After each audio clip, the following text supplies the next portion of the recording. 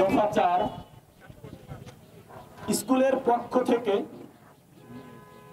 প্রত্যেক নিহত বাচ্চার জন্য 2 কোটি টাকা, প্রতি আহতদের জন্য 1 কোটি টাকা জরিমানা দিতে হবে। সরকার এবং স্কুল দুইটা 2 বিভাগ, দুইজনের তরফ থেকে আলাদা আলাদা করে এই অর্থ নিহত এবং আহতদের জরিমানা দিতে হবে।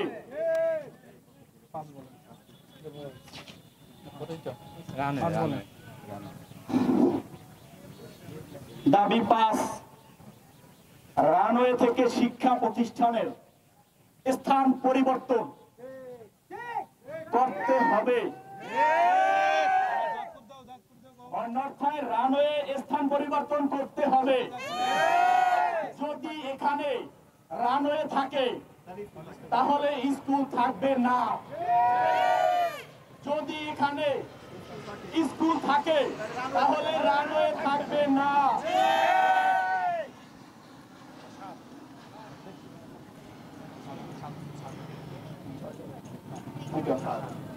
দফা 7, স্কুলের সিসি ক্যামেরার ফুটেজ আমাদেরকে দেখাতে হবে।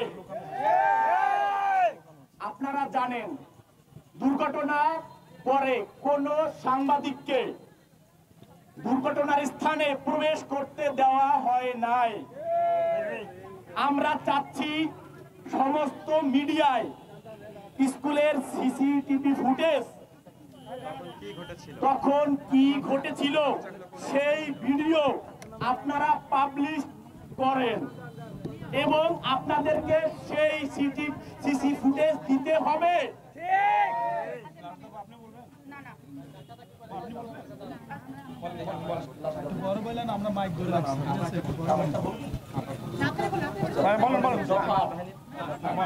দফা 8,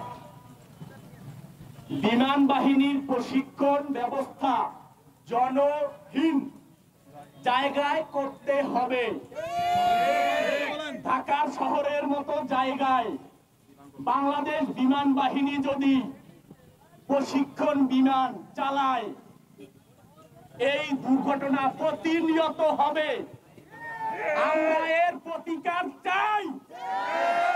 জনমানবহীন জায়গায় প্রশিক্ষণ বিমান চালাতে হবে।